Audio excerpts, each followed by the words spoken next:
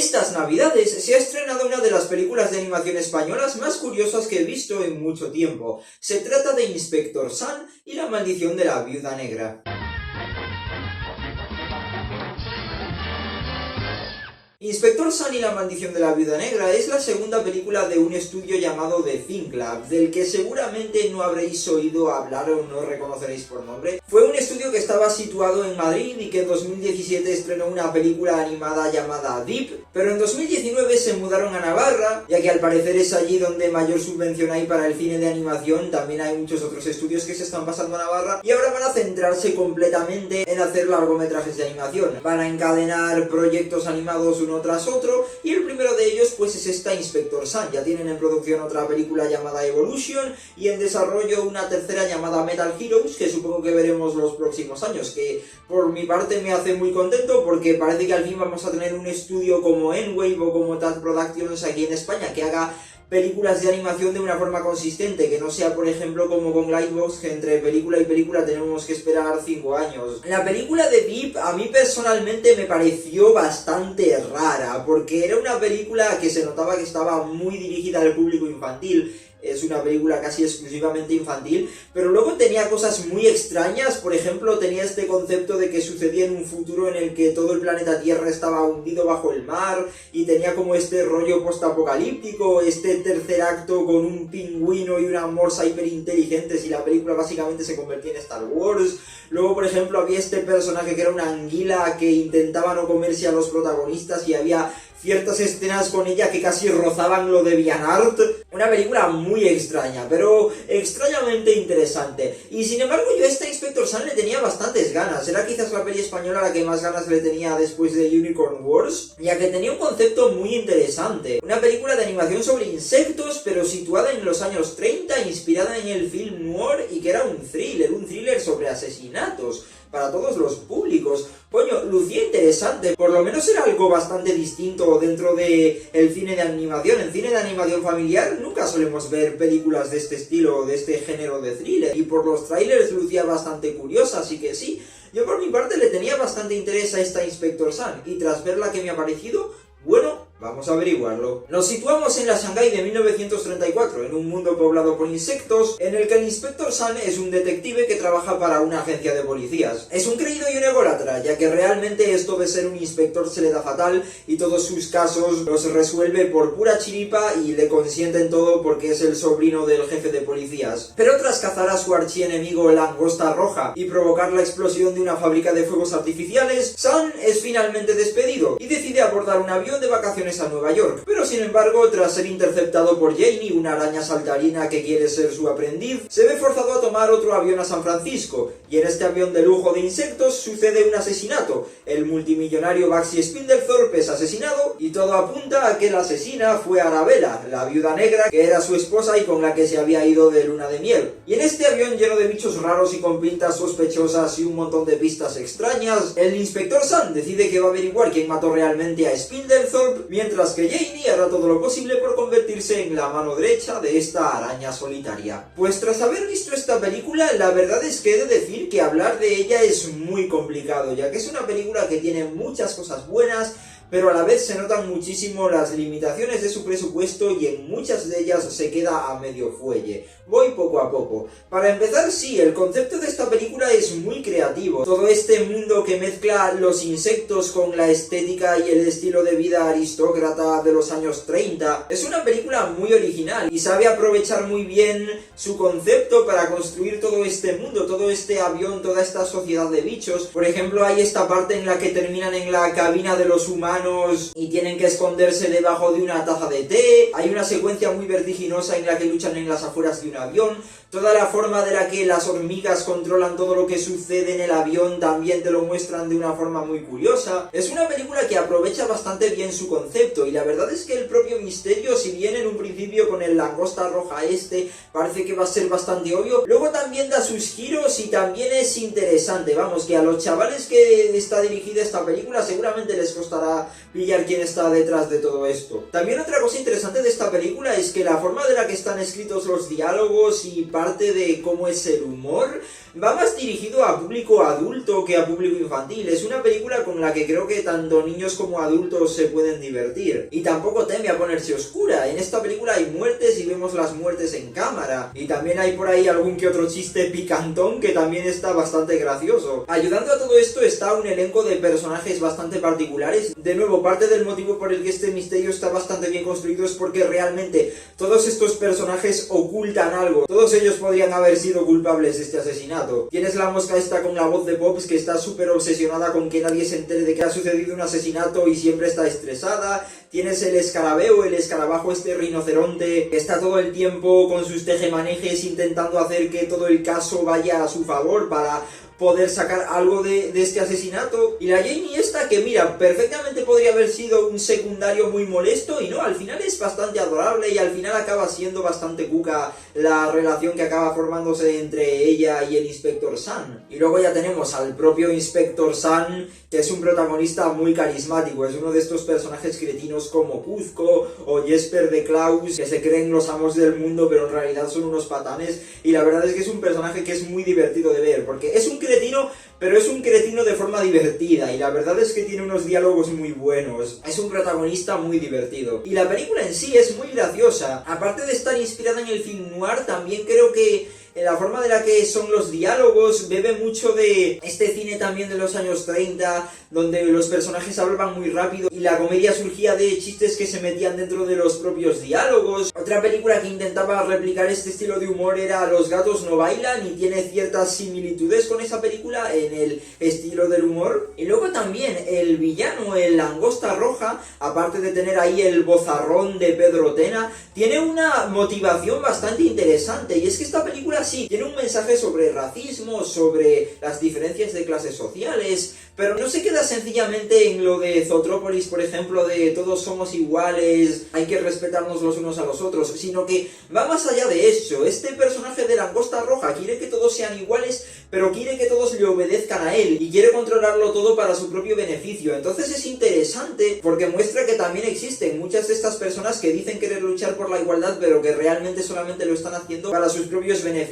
Es interesante que esto se trate en una película familiar. ¿Qué hay de la animación de esta película? Que es ya donde empezamos a ver el tema del presupuesto. Bueno, empezaré por lo positivo. Donde en Deep se notaba bastante que la inspiración era Pixar. De hecho, hubo personas que acusaron a esa película de ser un plagio de Buscando a Nemo, a pesar de que fuera de estar situada en un mundo submarino no tienen literalmente nada en común.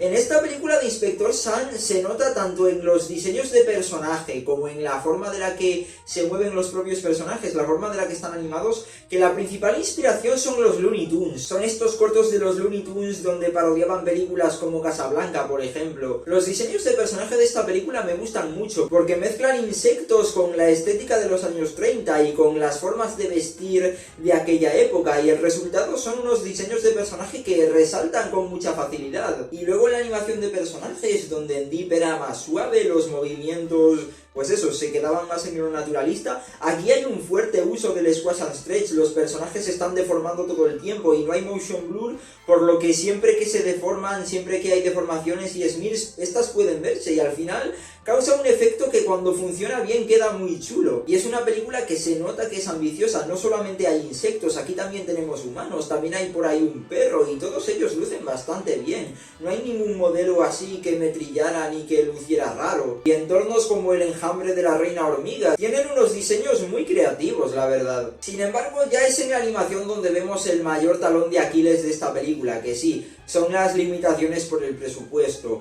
Esta película costó 6 millones de euros, que es bastante poco para una película de animación por ordenador de este estilo. Para poner como comparación, las películas de Tadeo Jones y de Mortadelo y Filemón costaron 10 millones de euros. Ahora, hay que decir que Deep había costado lo mismo, y la verdad es que en esa película no se notaba mucho ese bajo presupuesto, o sea, la animación lucía muy bien. Así que no sé si a lo mejor fue por el COVID o porque esa película fue animada con estudios europeos con más experiencia, mientras que esta fue animada tan solo entre The Think Lab y otro estudio en Tenerife llamado Three Doubles. Pero en esta película la verdad es que es bastante fácil notar las limitaciones del presupuesto ya solo en la animación. Si bien la animación de personajes es generalmente muy buena, también esa falta de motion blur hace que cuando las poses no son más marcadas o no son bien exageradas, el movimiento es muy tosco o muy robótico. Hay por ejemplo planos en los que o los personajes parece que les está dando un patatús o sencillamente parece que colocaron los keyframes y luego no se suavizó el pase de un keyframe a otro y el resultado en algunos movimientos es algo robótico.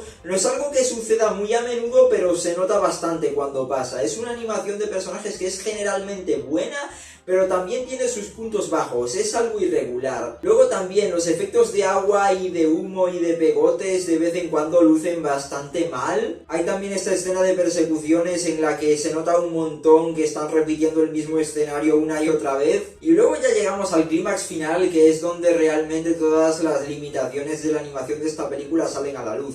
Esta película intenta tener uno de estos clímax finales grandes, épicos, donde suceden un montón de cosas y vaya, se nota que lo intenta, se nota que intentan poner toda la carne en el asador, pero cómo se queda medio fuelle. Donde los escenarios de interiores lucen muy bien, los escenarios de exteriores se ven muy vacíos. Por ejemplo, hay estas zonas donde debería de haber hierba o árboles, pero supongo que no les dio el presupuesto y entonces tenemos este terreno marrón que luce muy feo. Tienes toda esta plaga de bichos rojos volando por una ciudad y parece que sencillamente la ciudad son imágenes y los bichos rojos están puestos como por encima, como con pantalla verde. Y hay esta batalla final sobre el puente de San Francisco, donde los efectos de agua lucen muy raros. Es un caos de clímax final y sumado a lo de sopetón que termina la propia película, le da un final bastante agridulce, a lo que por lo demás es una experiencia bastante divertida. Y con esto voy ya a los puntos negativos. Esta película tiene un gran problema con el ritmo. Es una película en la que todo sucede a toda pastilla. Vamos todo el tiempo pasando de una secuencia a otra y no hay ningún momento para respirar. Todos los personajes están hablando todo el tiempo, siempre se está moviendo algo. Es una película en la que si dejas de prestar atención por un momento seguramente te perderás algo. Y si bien dije que la película es entretenida tanto para adultos como para niños, sí que llega un momento en el que yo creo que los niños no entenderán lo que está sucediendo o se perderán con mucha facilidad. Muchas veces cortaremos de una escena a otra sin tener suficiente tiempo como para procesar qué es lo que acaba de suceder.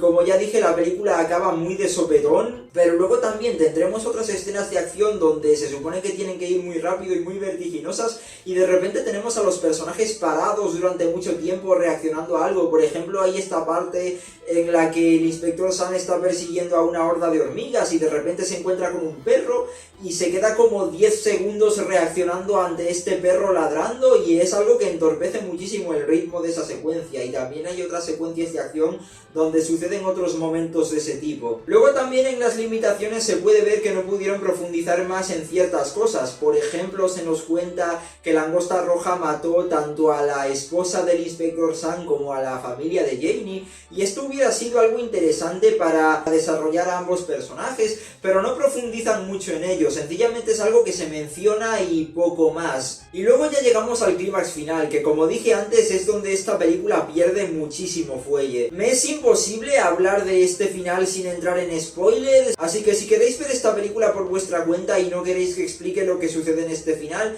id a este minuto del vídeo. Bien, después de que se revela que el plan de Langosta Roja es crear este enjambre de insectos monstruo que obedezcan todos a sus órdenes, tenemos este clímax final en el que, como ya dije, intentan echar toda la carne en el asador. Es un clímax final en el que sucede un montón de cosas, pero entre que la animación no da de sí y entre que todo se siente súper apresurado, es un clímax final en el que todo se cae. Por ejemplo, hay esta parte en la que los insectos van al Alcatraz y liberan a unos presos humanos y al final eso no se resuelve, sencillamente es algo que sucede en el clímax final y nunca se explica por qué ni cómo ha terminado la cosa. Luego el Inspector Sun y la Langosta Roja tienen esta batalla encima del muelle que es muy anticlimática, entre que está editada de una forma muy extraña y por otra parte acaba muy rápido, y luego todo se resuelve también de manera muy anticlimática. No hay música de ningún tipo, casi todo es silencio, de repente aparece Jane montada sobre la gaviota, van todos al puerto y parece que una cosa se resuelve tras la otra así deprisa corriendo porque el guión así lo dice y porque hay que ir terminando la película. A la Langosta Roja se lo come un pez, de repente aparece un insecto random y le dice al Inspector Sun que tiene que resolver un caso en Egipto,